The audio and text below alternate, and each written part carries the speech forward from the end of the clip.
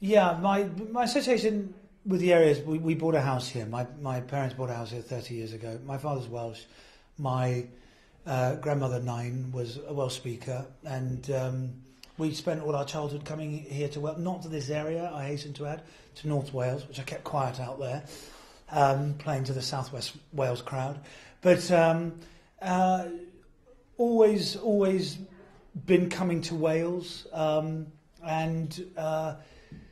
got introduced to Aberglasney in particular by a gentleman called William Wilkins, who is a local Welsh artist who was born here, grew up here, went away, came back here, and really drove the whole project forward initially, and have visited Aberglasney several times, was here at Easter, and actually was just remarking on what extraordinary progress they've just made through there in the hallway, because it was still a bit of a building site when we got here in Easter. So they've done amazing work in the last 2 months, and and we're here. And I've got young kids now, and now we all bring our kids here. I've got 3 siblings. We all bring our children down here, and hopefully it'll continue. So you've seen Aberglasney in various states of repair, the gardens 14 years ago, the work that's sort of opening today.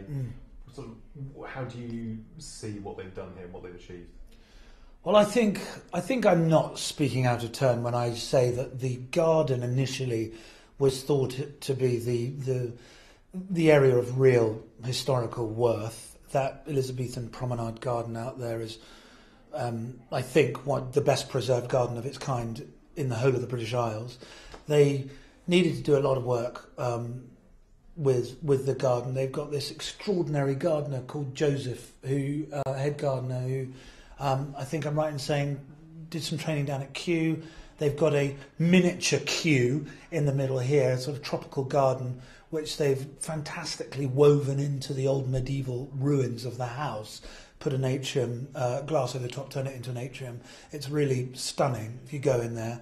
And then once they found the money, they decided to get to work on the house. And, they've gone for the 18th century house, which is mostly what's left standing, and which was, I was reading some poetry by John Dyer, a romantic poet, who'd spent some time here, and actually was responsible, in the 18th century, was responsible for bringing a massive influx of tourists into Golden Grove and to Aberglasney and the surrounding countryside.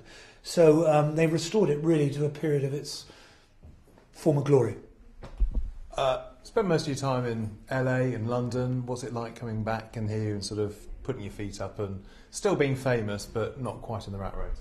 I rush here, to be honest, and I try to get my kids here as much as I can. They grew up in London. They're at London schools. I love getting them down here into the Welsh countryside. I've said this before in an interview somewhere else, actually, that we're just under Black Mountain, our house, and we look across at Carrickkennen, and it's the air here tastes and smells like no other air in the world, and it after 3.5 hour journey from London, it's you just sort of drink it in like a long needed pint.